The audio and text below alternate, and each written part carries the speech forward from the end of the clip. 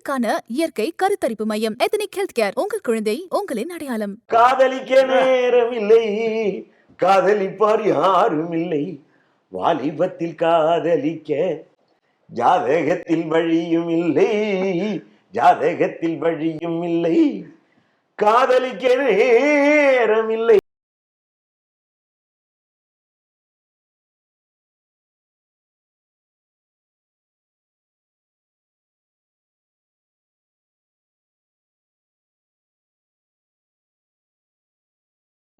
திருச்செந்தூரின் கடலோரத்தில் செந்தில் நாதன் அரசாங்கம் தேடி தேடி வருவோர்க்கெல்லாம் தினமும் கூடும் தெய்வாம்சம். நான் உண்மையா சொல்லிடுறேன், 2-3 சம்மந்தி வந்ததுக்கு அப்புறம் சம்மந்திங்க எல்லாம் குக் பண்றாங்கன்னு தெரிஞ்சதுக்கு அப்புறம் இவர் வந்து உள்ள எட்டி பாக்குறாரு சமையல் ரூம்ல. சோ ஹி தாட் ஓகே எல்லாம் பண்ணுவாங்க போல இருக்கு ஆம்பளைங்க எல்லாம்.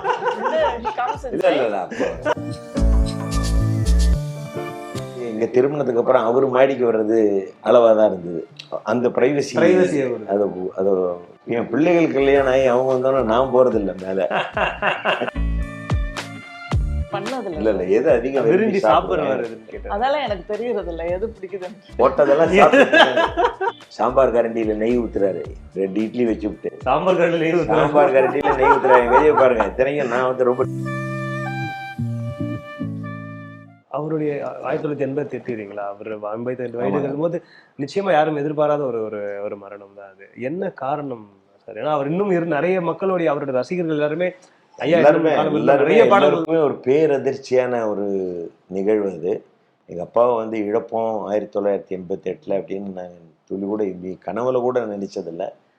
அவருக்கும் எந்த சிம்டமட்டாலஜியும் இருந்ததில்லை. இளம் வயதில் அவருக்கு மைல்டு டயபெட்டிஸ் இருந்தது, அப்புறம் ரத்த அழுத்தத்துக்கானது, அதுக்கான மருத்துவத்தை வந்து செஞ்சுக்கிட்டு இருந்தோம். அந்த நேரத்துக்கு ஒரு வாரத்துக்கு முன்னாடி தான் வந்து மருத்துவர்கிட்ட வந்து ஆலோசனை பெறத்துக்கு எங்கள் அப்பா போகிறாரு. அவர் பார்த்து சொல்கிறாரு, இந்த தடவை உங்கள் ரிசல்ட் எல்லாம் நார்மலாக இருக்குது, ஒரு சின்ன இது கூட கிடையாது, இந்த மருந்துகளை அப்படியே கண்டினியூ பண்ணுங்க, நான் அமெரிக்கா போயிட்டு ஒரு 10 நாள் இருந்துட்டு வந்துடுவேன் அப்படின்னு சொல்கிறாரு. அவர் ஃப்ளைட்டுக்கு போகிறாரு, இங்கே எங்கள் அப்பாவுக்கு அட்டாக் வருது. அந்த மாதிரி ஒரு சூழ்நிலை ஏற்படுத்தி ஒன்றும் நாங்கள் இருந்தோம். திடீர்னு கூப்பிட்டாங்க, அம்மா என்னமோ அப்பா மூச்சரைக்குதுங்கிறாங்களேன்ட்டு. இங்கே வந்து பார்த்தேன் அவருக்கு நுரையீரலில் தண்ணி சேர்த்துக்கிட்டது, கார்டியக் ஃபெயிலியர் சிம்டம் இருக்குது. உடனே அதுக்கு உண்டான அடிப்படை மருத்துவத்தை செஞ்சு அவங்கள அமைதியாக ஷிஃப்ட் பண்ணி, அப்போ இந்த பூஜை ரூமுக்கு போகணுன்னாரு. விபூதி எடுத்து பூசி முருகா முருகா உலகம் வாழ்கன்னாரு. அதுக்கப்புறம் இங்கேருந்து காரில் கூப்பிட்டு போனோம். கபாலீஸ்வரர் கோயில் கொடியேறி இருக்குப்பான்னு கேட்டே வந்தார். நான் முன்னாடி உட்காந்து பின்பக்கம் கையை போட்டு அவருடைய பல்ஸை கவுண்ட் பண்ணிக்கிட்டு வந்துக்கிட்டு இருந்தேன், சேஃப்டி இதுக்கு. எங்கள் அம்மா என்ன பண்ணுறது, ஒன்றும் இல்லைம்மா அப்படின்னு சொல்லி கூப்பிட்டு போயிட்டுருக்கோம். நவசக்தி விநாயகர் கோயில் தாண்டும் பொழுது முருகா முருகா உலகம் வாழ்வேன்னாரு. அப்படின்னு அப்படி சாய்ச்சிட்டேன் எங்கள் அம்மா மேலே. நான் உடனே கார்டியாக் மசாஜ் வண்டியிலேயே தேவகி ஹாஸ்பிட்டல் நவசக்தி விநாயகர் கோயில் ஒரு 2 நிமிஷம் தொலைவு தான். தேவகி ஹாஸ்பிட்டலில் போய் சேர்த்தோம். அப்போது வந்து எல்லாம் பல்ஸ் எல்லாம் இதாக இருக்குது, கொஞ்சம் வில் ட்ரை அவர் பெஸ்ட்டு நமக்கு முயற்சிகள்லாம் பண்ணாங்க. இரவில் சொன்னாங்க, இந்த மாதிரி பெரிய ஒரு பேரிடியாக இருந்தது, தலையில் இடி விழுந்தார் போல்னு சொல்கிறாங்கல்ல, அதை வந்து அதையும் உணரக்கூடிய ஒரு வாய்ப்பு என்னுடைய தந்தையாருடைய மறைவு தந்தது. எல்லாருக்குமே அது ஏன்னா அவருக்கு தன்னை உணர்ந்தவராக அவர் இங்கே அவர் மூச்சரிச்சு நான் ஃபஸ்ட் எய்ட் போடுறதுக்குள்ளே கந்த சஷ்டி கவசம் சொல்ல முயற்சி பண்ணுறாரு. அப்புறம் ஏன்ப்பா அது பெரிய பாட்டு, நான் சட்ட பட்டன் போட்டுக்கிட்டேன், கந்தர் அலங்காரத்தை நான் சொல்கிறேன், நாள் என்ன செய்யும் வினைதான் என்ன செய்யும் பாடுறாங்க, பாட்டா இல்லை சும்மா சொல்லி பார்க்குறாங்க. இப்போ நம்ம பட்டனை போட்டு விட்டு நீங்கள் வாங்க நம்ம ஹாஸ்பிட்டல் போயிட்டு ஆக்சிஜன் வச்சுட்டு காலைல வந்துடலாம். இல்லை இது அவ்வளோதாங்கிறாரு. எங்கள் அம்மாட்ட சொல்கிறாரு, சொல்ல வச்சோன்னா நீ ஒன்றும் கவலைப்படாத, ஒன்று பிள்ளைகள் காப்பாற்றுவார்கள் அப்படிங்கிறாரு. என்ன கட்டி பிடிக்கிறாரு, என் நிஜத்தில் முத்தம் கொடுக்குறாரு. எனக்கு என் கண்ணத்தை அப்படி ஒரு தட்டினாரு. எனக்கு கிடைச்ச நல்ல மகன், நீ நல்லவங்களோட சேர்ந்து நல்லவனாக இருக்கணும் ஒரு தட்டினாரு. எல்லா அக்காவுக்கு செய்ய வேண்டிய கடமைகள்லாம் செய்யினாரு. அவருக்கு மனசில் வந்து என்ன கடமைகளை ஒப்படைக்கணும்னு நினைச்சாரோ, என்ன சொல்லணும், நான் என்ன பண்ணணும்னு நினைச்சாரோ, அது 3 வரியில். அப்புறம் என்னப்பா அது பயப்படுறீங்க, ஒன்றும் இல்லை பயமெல்லாம் பயம்லாம் ஒன்றும் இல்லை என்றார். முருகான்னாரு. ஒரு குலதெய்வம், எங்கள் குலதெய்வம் காத்தாயம்மன், காத்தாயம்மான்னாரு. அப்புறம் தான் இங்கே வந்தோம். அவர் வழிபடுற முருகன் விக்கிரகத்தை பார்த்தாரு. கொஞ்சம் இப்படி கண்ணில் ஆனந்த கண்ணீர் மாதிரி இருந்தது. அப்புறம் எங்கள் அம்மாவை தான் சொன்னார், எனக்கு கிடைச்ச நல்ல மனைவி, நான் அது பூர்வ ஜென்மத்தில் செஞ்ச புண்ணியம், நீ கவலைப்படாத, உன்னை பிள்ளைகள் காப்பாற்றுவார்கள்னாரு. அப்புறம் இங்கேருந்து கூப்பிட்டு போகிறோம். திருப்பி அவரை ஒரு பூத உடலை தான் கொண்டு வர முடிஞ்சது. ஆமா, நீங்க இப்ப வீட்டுக்கு வந்து ஒரு 4-5 வருடங்கள் இருந்திருப்பீங்க இல்லையா, கோவிந்தராஜ் ஐயா அவர்களை வந்து சிறுகாழி ஐயா அவர். ஸோ உங்களுக்கு மாமனார்கிட்ட ரொம்ப பிடித்த விஷயம்லாம் எதை சொல்லுவீங்க இந்த வீட்டுக்கு வந்ததுக்கு அப்புறமா? நீங்க உயர்ந்த விஷயம் பாடகர், அஃப்கோர்ஸ் அதை நம்ம சொல்லவே தேவையில்ல, ஒரு ஆன்மீக அன்பர் அவர். அதை பத்தி, அதை தாண்டி அவரோட மூவ்மெண்ட்ஸ், அவர் பார்க்குறதுல எல்லாத்துலேயுமே புரிஞ்சிடும். அவர் என்ன சொல்ல வராருங்கிறது புரிஞ்சிடும். Like I think more then him. நான் எங்கள் மாமியாரை பார்க்குறப்போ புரிஞ்சுவேன், ஓகே இப்படி தான் மாமா வந்து கோவமாக இருக்காரா இல்லை ஹாப்பியாக இருக்காரா, எல்லாமே ஒரு நுணுக்கமாக தெரியறதுக்கு ஒரு வாய்ப்பு. விஸ்குன்னு நடந்தாருன்னா கோவமாக இருக்காரு, மற்றபடி அவ்வளோ பிரியமாக இருப்பார். கண்ணுன்னு தான் கூப்பிடுவாரு. பிகாஸ் ஐ திங்க் அந்த சேலம் பாஷை வந்துடும், ஏன்னா அத்தை வந்து சேலம். ஸோ அவங்க என்னை வந்து கண்ணுன்னு தான் கூப்பிடுவாங்க. எங்கள் அப்பாவுக்கு வந்து மருமகள்கிட்ட அளவு கிடந்த பற்றும் பிரியமும் உண்டு. மருமக கையால் காஃபி சாப்பிடணும்னு ஆசைப்படுவார். கல்யாணம் ஆன அடுத்த நாளே வந்து மருமகம் வந்து பருமாறணும் அப்படின்னு ஆசைப்பட்டவர் என்னுடைய தகப்பனார். முழு சுதந்திரத்தை கொடுத்தாரு. மாடியில் எங்களுக்கு இடத்த கொடுத்ததுக்கப்புறம் எங்கள் அக்காலாம் அப்போ வந்து அவங்க போக் ரோடில் அவங்களுக்கு தனியாக வீடை பண்ணி அங்கே கிளினிக்கல் ப்ராக்டிஸ் எங்கள் பிரதர் பிளாக்கு அதெல்லாம் அப்பயே செட் பண்ணிட்டார். அவர் வாழும் காலத்திலேயே அவர் செய்ய வேண்டியதெல்லாம் செஞ்சுட்டார். இங்கே வந்து மாடியில் வந்து எங்கள் திருமணத்துக்கு அப்புறம் அவர் மாடிக்கு வர்றது அளவாக தான் இருந்தது. அந்த ப்ரைவசி அதை கொடுக்கணும் அப்படின்னு. என் பிள்ளைகள் கல்யாணம் ஆகி அவங்க வந்தோன்னா நான் போகிறதில்ல மேலே. தந்தை வழி மேலே தான் எங்கள் அப்பா திரைப்படங்களை வாங்கின ஷீல்டு எல்லாமே எல்லாம் மேலே இருக்கும். ஆமா, இன்னொரு விஷயம் வந்து நீங்க கல்யாணத்துக்கு அப்புறமா சிதம்பரம் ஐயா பார்த்து நீங்க வியப்படைய விஷயங்கள், உங்களுக்கு ரொம்ப பிடித்த விஷயங்கள், திருமணம் ஆண்டு கிட்டத்தட்ட 38 ஆண்டுகள் ஆயிடுச்சு இல்லையா, 84. உங்களுக்கு ரொம்ப பிடித்த குணங்கள் இவர்கிட்ட போய் சொல்லாம சொல்லு. இந்த மாதிரிலாம் நீங்க சொல்லாதீங்க, ஏதோ சொல்ல வந்தாங்க. இல்லை I think he is a very good orator, more than he is a singer. நல்லா பேசுகிற தன்மை, எல்லாருக்கிட்டையும் அன்பாக இருப்பார். அண்ட் நிறைய பேர் வருவாங்க வீட்டில் அவர் பார்க்குறப்போ. சரி, அது முகம் கூட நான் பேசுகிறது அது ஒரு கலை தானே. யாராக இருந்தாலும் லைக் நல்லா ரிசீவ் பண்ணுவாங்க. So that way I think. And also with children very very spontaneous. அந்த ரெஸ்பான்ஸ்லாம் பார்த்தீங்கன்னா, ஸோ எனக்கு வந்து ஆரம்பத்தில் எல்லாம் children I never used like. நான் எப்போ வந்தாலும் என் லிப்ஸ்டிக்கை போட்டு ஏதாவது ஒன்று பண்ணி வச்சிருவானுங்க, ஏதாவது ஒன்று, யூனோ தே ஆர் ஸோ நாட்டி. அப்புறம் அந்த ஸ்டேஜ்லாம் தாண்டி we become a mother, then we realise what சில்ட்ரனா. அந்த டைம்ஸ்லலாம் ரொம்ப I use to think appreciate him. குழந்தைங்களை நல்லா பார்த்துப்பாரு, தூக்குறது. அப்படியா? Yes yes. நிறைய நீங்க தொடர்ந்து அதாவது அப்பாவோட மறைவு பிறகு உங்களுக்கு வந்து பொறுப்புகள் இன்னும் ஜாஸ்தியா இருக்கும் அப்பாவுடைய பணி. ஏன்னா ரசிகர்கள் எல்லாருமே வந்து திருப்பி உங்களை வந்து நிச்சயமா கலை வாரிசு நீங்க தொடர்ந்து ஆசைப்படுவாங்க. கலைத்துறையும் சரி, உங்களோட மருத்துவமும் இருக்கு. அந்த காலகட்டம் எப்படி சார் இருந்துச்சு 88க்கு பிறகு? இல்லை, எனக்கு இயல்பாகவே வந்து பிறப்பில் இருந்தே ஒரு சுகமான சுமை. சீர்காழியோட பையன், சீர்காழி குந்தராஜனோட பையன், அவர் பாடகர் இருக்கார், அவர் பையன் அப்படின்னு அந்த சுமை வந்து ஒரு சுகமான சுமையாக சுமந்து கொண்டு தான் பள்ளியிலாகட்டும் கல்லூரிகளாகட்டும் என்னுடைய அதுலனா வந்து சில பொறாமைகள் இதெல்லாம் கூட இருக்கு. என்னடா நீ பெரிய பாடகர் பையன்றதுனால ஒன்றை கவனிக்கிறாங்க, எங்களெல்லாம் கவனிக்கல அப்படின்னு சக மாணவர்கள் அவங்க பண்ண விஷயங்களும் இருக்குது. நான் எம்எம்சியில் தான் படித்தேன். அதே எம்எம்சியில் அட்டாச்சாக இருக்கிற கவர்மெண்ட் ஜெனரல் ஹாஸ்பிட்டலில் தான் பல நிலைகளில் வேலை பார்த்தேன். நான் இன்டென்சிவ் கேரில் இருந்தேன், அப்புறம் ஐஎம்சியூவில் இருந்தேன், அதுக்கப்புறம் வார்டுக்கு வந்தேன், அப்புறம் கிட்னி டிரான்ஸ்பிளான்ட் யூனிட்டில் நீண்ட நாள் அங்கே வேலை பார்த்தேன். அப்புறம் அதே இதில் வந்து அசிஸ்டன்ட் ப்ரொஃபஸர் ஆனேன், civil assistant surgeon, senior civil assistant surgeon ஆனேன், ப்ரொஃபஸர் ஆனேன். தெரியும். அப்புறம் டைரக்டர் ஆனேன், director incharge of internal medicine ஆனேன். அப்புறம் தான் ப்ரொமோட் ஆகி டீனா மருத்துவக் கல்லூரிக்கு போனேன், பெரம்பலூர் மருத்துவக் கல்லூரிக்கு. இது அத்தனை தளத்துலையும் வந்து எனக்கு பின்னாடி வந்து எனக்கு ஒவ்வொரு ஷேடோ வந்து எனக்கு மேலே ஹேலோ வந்து என்னுடைய தகப்பனார் தான், அவருடைய பையன் அப்படிங்கிறது தான். அதை வந்து நான் தவிர்க்கவே முடியாது, நான் தவிர்க்க கூடாது. பொறுப்பு இது எல்லாமே இந்த அழுத்தங்கள்லாம் வந்து ஜாஸ்தியானது வந்து என்னுடைய தந்தையாருடைய மறைவுக்கு பிறகு. கிட்டத்தட்ட 41 நிகழ்ச்சிகள் என்னுடைய தந்தையார் ஒத்துக்கிட்டு அட்வான்ஸ் வாங்கியிருந்தாரு.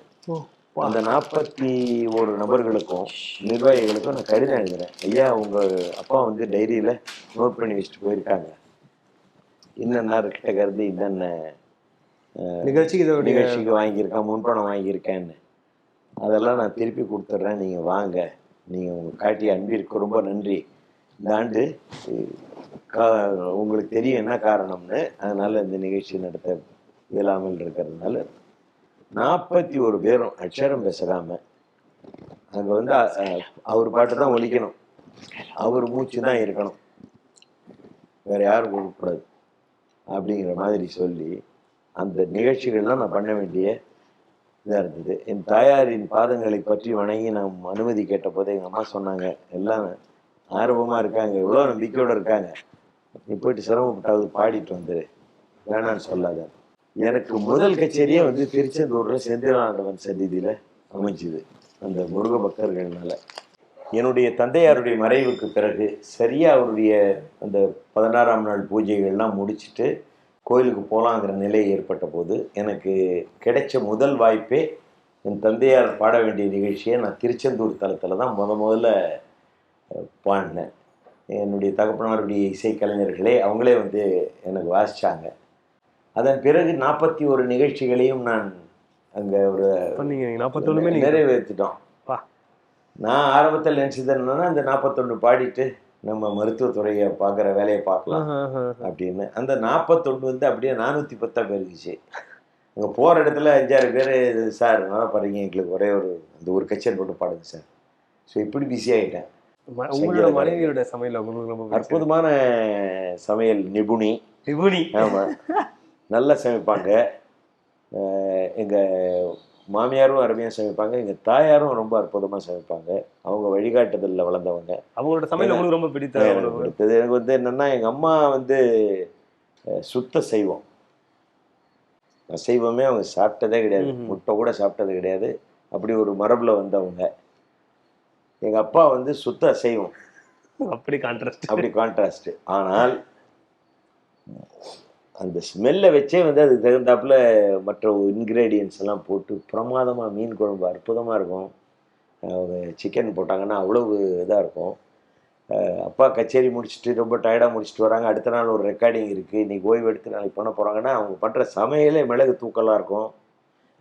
இதில் ஒரு சூப் ஒன்று ரெடியாக இருக்கும் மிளகு தூக்கலாக போட்டு. அந்த மாதிரி உணவே மருத்துவங்கிற மாதிரி முருங்கைக்கீரை சாரீரத்துக்கு நல்லதுங்கிறது இருக்கும். கீரைகள் நிறைய, தூதுவளை கீரை, கீரைகள் நிறைய சேர்த்துக்குவாங்க, நெய் வறுத்து கொடுப்பாங்க. அந்த மாதிரி நீங்க என்ன செஞ்சு தருவீங்க அப்படி சாரோட வாய்ஸ் அந்த மாதிரி சமையல்? நான் கேட்டு வாங்கியிருக்கேன். எங்க அம்மா பண்ணுவாங்களா, எப்பா அந்த மாதிரி பண்ணி விடுன்னு.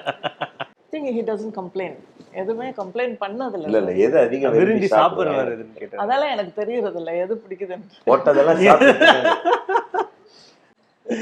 அப்படியா? எதுவுமே எதுவும் சொல்ல மாட்டாங்க. he has never said இது பிடிக்கும் அது பிடிக்கும், என்னங்க ஒரு கம்ப்ளைண்ட்டே வந்ததில்ல. அது ஒரு மிகப்பெரிய விஷயம் இல்லை, இந்த குறை சொல்லாம சாப்பிடுறது. நம்ம வாழ்நாள் பழகு முறைகள், பயிற்றுவித்த முறைகள் தானே. இப்போ கச்சேரிக்கு போறோம், நம்ம ஒரு கெஸ்டா போறோம், போற இடத்துல வந்து ஒரு இடத்துல சாப்பாடு போடுறாங்க, நம்ம ஒன்றும் டிபெண்ட் பண்ண முடியாது. இப்போ இருக்கிறத அது வந்து பழகி போச்சு இல்லை. அதனால் வீட்டில் வந்து நம்மளுக்கு கிடைக்கிறது சிறப்பாக தான் கிடைக்குது. ஆண்டவன் நல்லா படி இழக்கிறான், நல்லா சுவையாக இருக்குது. நம்ம ஏதாவது வேணும்னா எக்ஸ்ட்ரா வேணும்னா கேட்டுக்கிறோம்.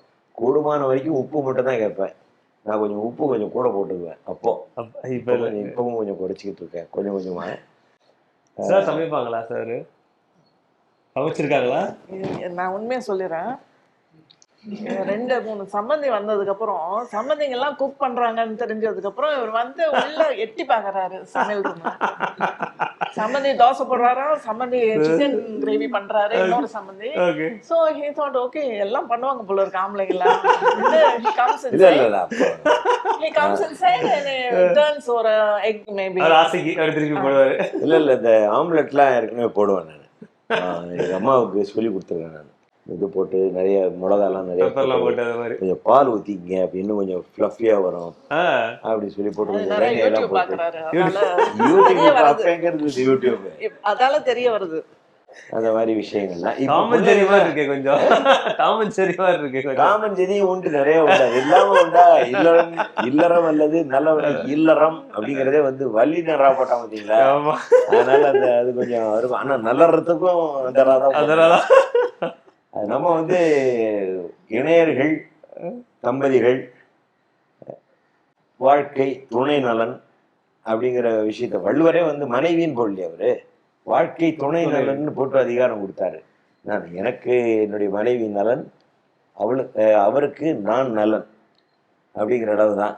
அந்த புரிதலோட வந்து நம்ம வாழ்ந்துக்கணும். அதில் வந்து அதுக்கான காரணங்கள் சகிப்புத்தன்மைகள், பொறுமை, நிதானம். சரி இப்போ ஒரு 5 நிமிஷம் கழிச்சு தான் போவோமே அப்படிங்கிறாப்புல உள்ளது. சரி சீக்கிரம் ரெடியாக வாங்க அப்படின்னும் பொழுது ரெடி, அது பரஸ்பரம். அது வரங்க அப்படிங்கிறது மைண்டில், அது பேக் வாய்ஸா என்ன வாய்ஸ் சொல்கிறாங்க, மைண்ட் வாய்ஸில் என்ன அவசரம் எப்படி இருந்தாலும் 10 நிமிஷம் ஆகும் அப்படிங்கிற எண்ணங்கள் இதெல்லாம் வந்து உள்ளதுதான். இயல்பாக எல்லா கணவன் மனைவிக்கும் ஒரே மாதிரியான பிரச்சனைகள் தான் எல்லாத்துலேயும் வரும்.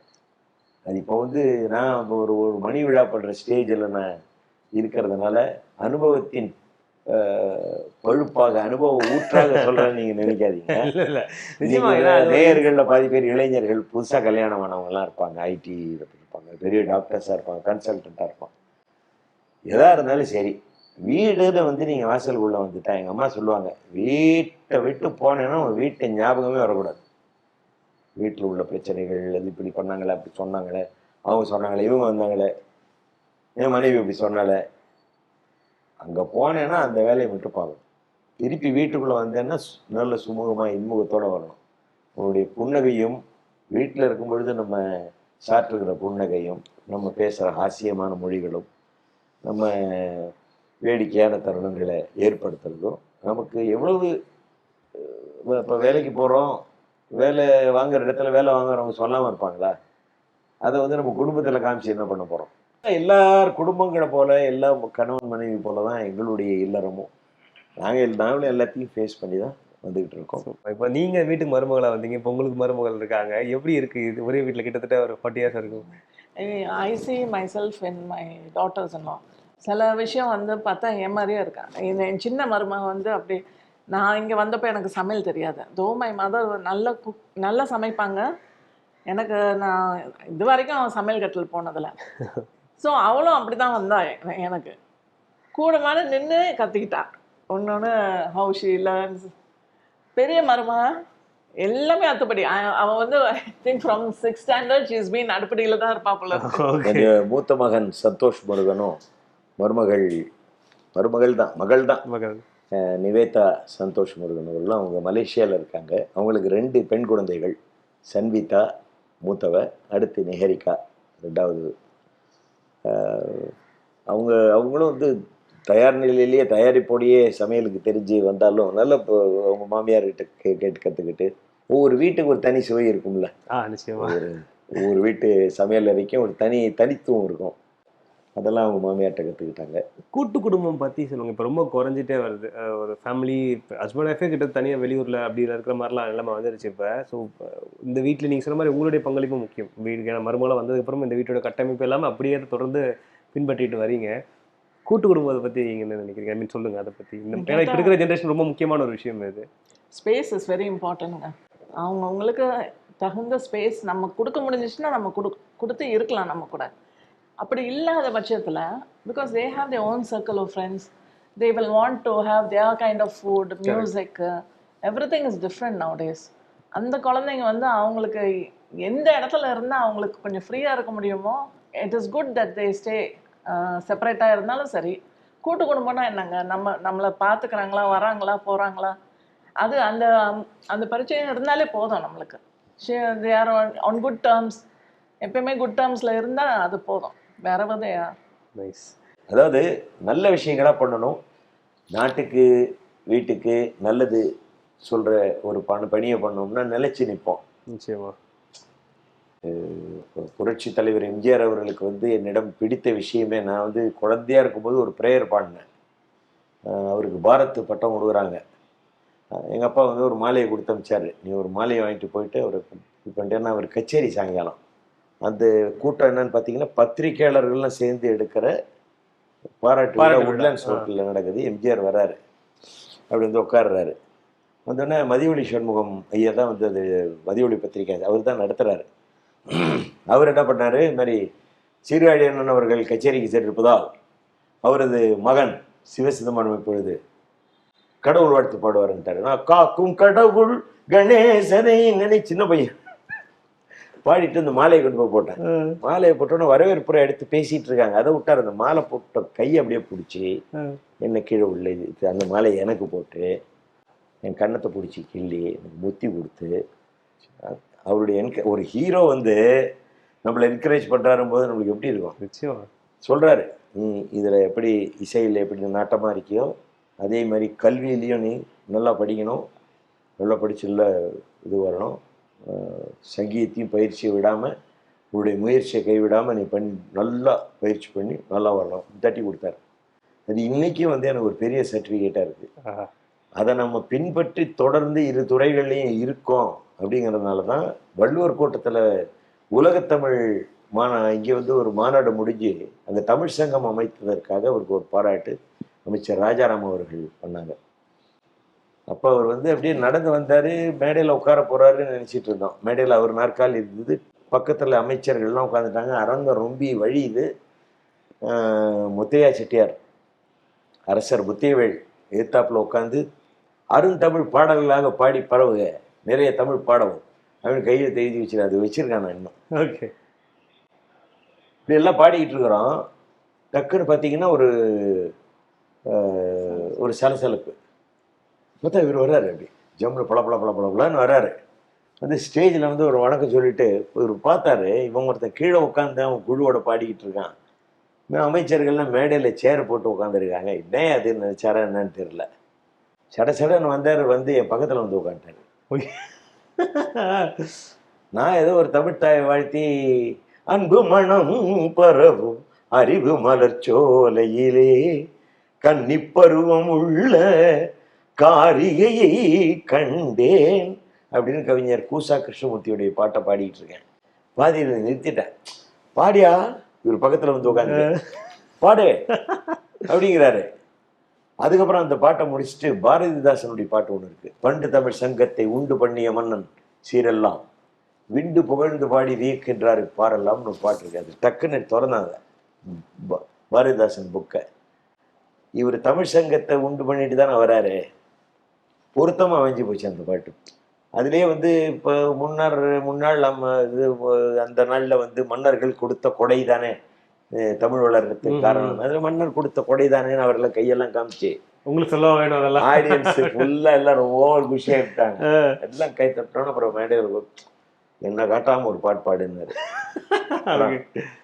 அண்ணா அண்ணா அண்ணா எங்கள் அன்பின் தெய்வம் அண்ணா, காட்சியிலே ஒரு புதன் பிறந்தான் கொண்ட கருணையினால் எங்கள் நெஞ்சில் நிறைந்தான். அந்த பாட்டை வந்து அடுத்த பாடலாம் பாடினேன். ரொம்ப ரொம்ப சந்தோஷப்பட்டாரு அன்னைக்கு. அவர் நெத்தியில் முத்தமிட்டு உச்சியில் முத்தமிட்டு. ஆமாம், எனக்கு அந்த கண்டினியூட்டி மாறாம ஒரு காலகட்டம் எப்படி ஆச்சுன்னா, எனக்கு ஒரு பொண்ணு பிறந்ததுன்னா உனக்கு தான் ஏன் கொடுப்பேன் அப்படின்னு அவர் சொல்ற மாதிரி காலகட்டம். நான் வந்து எம்ஜிஆர் பக்தன். அது ஆக்சுவலி டேப் பண்ணியே இருக்கு. அவர் வந்து கையை பிடிச்சிட்டு அவர் ஹேங்கர்ஷிப் வச்சிருப்பாரு இல்லையா, அந்த கையோட இவர் கையை பிடிச்சிக்கிட்டு எனக்கு பொண்ணு இருந்திருந்தா நான் இவர் பேரை சொல்லி இவருக்கு தான் நான் கொடுத்துருப்பேன் அப்படின்ட்டாரு. அவரு அவ்வளவு பெரிய வச்சிருந்தாரு. ஒரு தடவை தோட்டத்துக்கு போயிருந்தப்போ, நீ வாயா நாளைக்கு காலைல வாயான்ட்டாரு. இங்கே கச்சேரியில் பார்த்துட்டு, உனக்கு காலைல வந்து டியூட்டியில நாளைக்கு விடுமுறை தானே வந்துரு. போனால் மாணிக்கமண்ணன் பக்கத்தில் இருக்காரு. சாம்பார் கரண்டியில் நெய் ஊற்றுறாரு. 2 இட்லி வச்சு விட்டு சாம்பார் கரண்டியில் சாம்பார் கரண்டியில் நெய் ஊற்றுறாரு. வெளியே பாருங்க. இத்தனைக்கும் நான் வந்து ரொம்ப டைட்டாக வயிறெல்லாம் இல்லைன்னா எதுவும் அவர் பார்த்தாருன்னா முதல்ல உடம்ப தான் சொல்லுவார். பயிற்சி பண்ணு, நல்ல பயிற்சி பண்ணி ஃபிட்டாக இருக்கணுமான்னு கேட்குறவர். நான் வயிறுலாம் அப்படி இப்படி போட்டு உட்காந்துருக்கிறேன். அவர் சாப்பிட்டு தான் போனதா கொண்டா டிஃபனை கொண்டான்னு சொல்லி அவர் 2 இட்லி வச்சுட்டு எனக்கு 2 இட்லி வைக்க சொல்லிட்டு நெய் ஊற்றுனாரு. அவர் சாம்பார் கரண்டியில் நெய்யை ஊற்றுறாரு. என்ன அப்பாவுடைய பாடல்கள் சிலது எங்களுக்கு இறுதியாக எங்களுக்கு அப்பாவுடைய பாடல்கள் வந்து என்றும் தொடரும். அமுதும் தேனும் எதற்கு, அமுதும் தேனும் எதற்கு, நீ அருகினில் இருக்கையிலே எனக்கு அமுதும் தேனும் எதற்கு. இது வந்து கவிஞர் சுரதா அவர்கள் எழுதிய திரைப்பட பாடல். காதலிக்க நேரமில்லை பாடல். காதலிக்க நேரமில்லை, காதலிப்பார் யாரும் இல்லை, வாலிபத்தில் காதலிக்க ஜாதகத்தில் வழியும் இல்லை, ஜாதகத்தில் வழியும் இல்லை, காதலிக்க நேரமில்லை. இது அன்று வந்த காதல் பாட்டு. தட்டு தடுமாறி நெஞ்சம் கை தொட்டு விளையாட கெஞ்சும், சிட்டு முகம் காதல் சொல்லும், கைப்பட்டு மலர் மேனி துள்ளும், தட்டு தடுமாறி. இது ஒரு மைல்டு மெலடியா வால்ஸ்ல இருக்கும். ஒரு டிவோஷனல் பாடல், நிறைய பாடல் கடலே இருக்கு. ஆமா, எங்களுக்கு கிடைச்ச பெரிய பாக்கியம் எங்க அப்பா பண்ணி வச்சது. இந்த ஹீரோக்கு பாடுற பாடல்கள், உதார விடுற பாடல்கள்லாம் கொஞ்ச நாள் தான் நிற்கும். பக்தியோ கடவுளோ காலத்தை கடந்து நிற்பான். அதே மாதிரி நல்ல தத்துவங்களோ காலத்தை கடந்து நிற்கும். அதனாலதான் இன்னைய வரைக்கும் நீங்க எத்தனை singer, super singer, star singer, diamond singer, எத்தனை போட்டிகள் நடத்தினாலும் அதுல குழந்தைகள் வந்து பாடுது. உள்ள